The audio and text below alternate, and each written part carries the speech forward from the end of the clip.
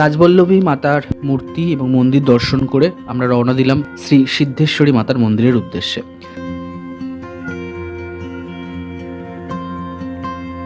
রামকৃষ্ণ মঠ থেকে পশ্চিম দিকে 2 কিলোমিটার দূরে অবস্থিত এই মন্দির। রাজা সদানন্দ লোকান্তরিত হলে তার রানী তারাদেবী রাজবলহাট থেকে প্রায় 4 কিলোমিটার দূরে আটপুর অঞ্চলে এক নির্জন স্থানে সুদৃশ্য মন্দির নির্মাণ করে অষ্টধাতুর এক দেবী মূর্তির প্রতিষ্ঠা করেন। মায়ের নাম রাখেন সিদ্ধেশ্বরী কালী। মায়ের মন্দিরের দুদিকে দুটো শিব মন্দির এবং সামনের দিকে নাট মন্দিরেরও প্রতিষ্ঠা কার্য সম্পন্ন হয়। শ্রীমন্দিরের কিছুটা দূরে দুদিকে দুটো বৃহৎ দিঘিও খনন করা হয়, যা বর্তমানে রানীর দিঘি নামে পরিচিত। গ্রামটার নাম হচ্ছে রানীর বাজার। তবে পরবর্তীকালে মায়ের অষ্টধাতুর শ্রীমূর্তিটা চুরি হয়ে যায়।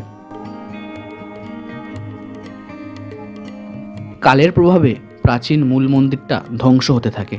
তার অনেক আগেই প্রাচীন দুটো শিব মন্দির ও মায়ের নাট মন্দির সম্পূর্ণ ধ্বংস হয়ে যায়। বাংলার 1397 সালে মূল মন্দিরের পূর্ব দিকে একটা ঘর নির্মাণ করে সেখানে সিদ্ধেশ্বরী মা ও 2 শিবলিঙ্গ প্রতিস্থাপন করে পুনরায় পুজো হতে থাকে। রানী তারাদেবী প্রতিষ্ঠিত প্রাচীন ঐতিহ্যের শেষ নিদর্শন মায়ের মন্দিরটা বাংলার 1400 সালে সম্পূর্ণ নষ্ট হয়ে যায়। মাতৃভক্ত গ্রামবাসীগণ সেই স্থানে দক্ষিণদ্বারে এক নতুন ধরনের ইষ্টক নির্মিত মন্দির স্থাপন করেন।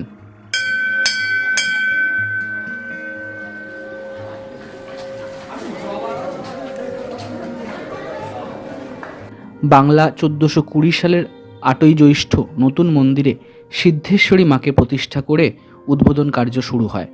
চতুর্ভুজ বিশিষ্ট মায়ের এক হাতে শানিত খড়গ, অন্য হাতে অসুরের ছিন্ন মুন্ডু এবং 2 হাতে শরণাগতকে বর এবং অভয় প্রদান করছেন তিনি।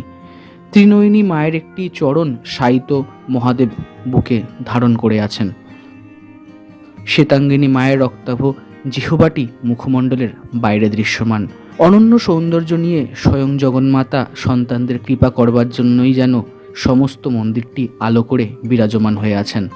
শরণাগতের ঐকান্তিক প্রার্থনায় মা প্রসন্না হয়ে কাল হরণ না করেই শীঘ্র মনের বাসনা সিদ্ধ করেন, তাই তার নাম সিদ্ধেশ্বরী কালী। প্রধান উৎসবটা হয় প্রতি বছর বৈশাখ মাসের শুক্লপক্ষের মঙ্গলবার। এই সময় ভোগরাগ সমেত বিশেষ পুজো এবং পাঠা বলিদান হিসেবে চালু আছে। এছাড়া দুর্গা নবমীতে এবং শ্যামাকালী পুজোর দিন পাঠা বলিদান সমেত বিশেষ পুজো হয়। কেবলমাত্র শ্যামাকালী পুজোর সময় রাতের বেলা মায়ের পুজো হয়ে থাকে, অন্যান্য সময় কিন্তু দিনের বেলাতেই পুজো সম্পন্ন হয়। রাজবলহাটের রাজবল্লভী মায়ের মতোই আমিষযুক্ত ঘাটাই হলো মায়ের আসল ভোগ। বর্তমান নাট মন্দিরটি বাংলা 1406 সালে নির্মিত হয়েছে। অবলুপ্ত শিব মন্দির দুটো পুনরায় নির্মিত হয়েছে, যাতে পুনরায় যে সমস্ত অতীতের গৌরব ছিল সেগুলো ফিরে আসতে পারে, তার একটা চেষ্টা চলছে। চৈত্র সংক্রান্তির সময় 4 দিন ধরে শিবের মেলা বসে, ঝাপ গাজন এগুলো হয়। প্রসঙ্গক্রমে উল্লেখ্য যে এই সিদ্ধেশ্বরী দেবী এবং রাজবলহাটের রাজবল্লভী দেবী 2 বোন বলে এই অঞ্চলে লোকশ্রুতি আছে। রাজবল্লভী দেবী হলেন বড়। মন্দির খোলা থাকবার সময় হচ্ছে সকাল 8টা থেকে সন্ধ্যে 6টা।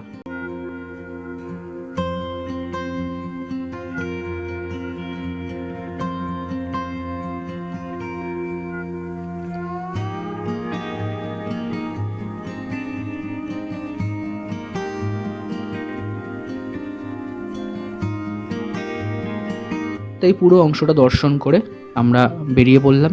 বেরিয়েতেই একটা খুব ইন্টারেস্টিং ঘটনা ঘটলো আমাদের সাথে, সেটা আপনাদেরকে দেখাই।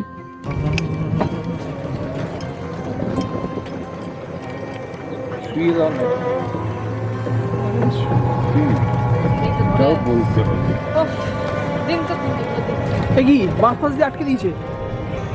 আবার তো আসবো, তোমার এখানে বাড়ি এখানে পুজো দেরি আছে। আমাদের ট্রেন আছে, ট্রেন আমি আসবো, আমার বাড়ি থেকে আমি আমার আসবো পিছনে সেই আমাদের ছোটবেলা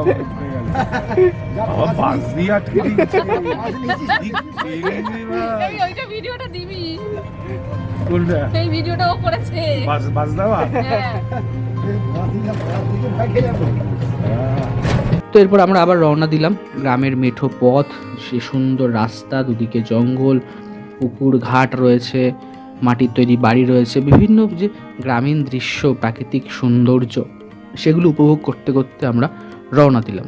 একটা সময় গ্রামীণের যে ভেতরের রাস্তা সেটা ক্রস করে আমরা কি বলবো পিচের রাস্তায় এসে পড়লাম। সেই পিচের রাস্তা দিয়ে আমরা এগোতে চললাম, আমাদের পাশ দিয়ে প্রচুর গাড়ি বেরিয়ে যাচ্ছিল।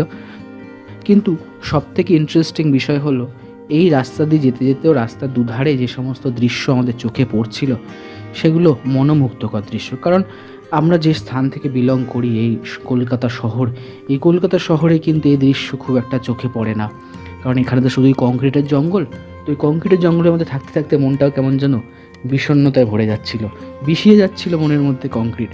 তো এখানে ঘুরতে এসে এই সুন্দর দৃশ্য, এত সুন্দর প্রাকৃতিক সৌন্দর্য, এই সমস্ত কিছু যে চক্ষুষ দেখছি, অভিবাদন করছি, মনের মধ্যে গেঁথে নিচ্ছি, এটা কিন্তু এক ধরনের থেরাপির কাজ করছিল। আর আমরা খুব মজা করছিলাম, আনন্দ করছিলাম, কথা বলতে বলতে গল্প করতে করতে এগিয়ে যাচ্ছিলাম। যত সময় পার হচ্ছিল তত মনটা একটু খারাপ হচ্ছিল, কারণ শেষের দিকে আমরা চলে গেছিলাম, প্রায় আমাদের ভ্রমণের শেষ পর্যায়ে আমরা উপনীত হচ্ছিলাম।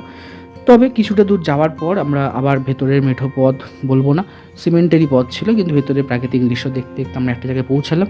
পৌঁছে যাওয়ার পর সেখানে একটা আমরা বনেদি বাড়ি বা প্রাচীন জমিদার বাড়ি টাইপের একটা বাড়ি পেয়েছিলাম, এবং সেই বাড়ির বিশেষ কিছু ক্লিপস আমরা নিয়েছি, এবং সেই বাড়ির বিষয়ে যতটা তথ্য আমি চেষ্টা করছি সংগ্রহ করা যায়, সংগ্রহ করে সেটা পরের ভিডিওতে আমি ডেসক্রাইব করব। আপাতত এই ভিডিওটা এখানে শেষ করলাম। কেমন লাগলো অবশ্যই কমেন্ট বক্সে লিখে জানাবেন।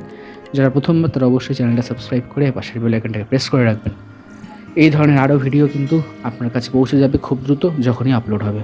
সুতরাং দেখা হচ্ছে পরের ভিডিওতে। Till then, take care.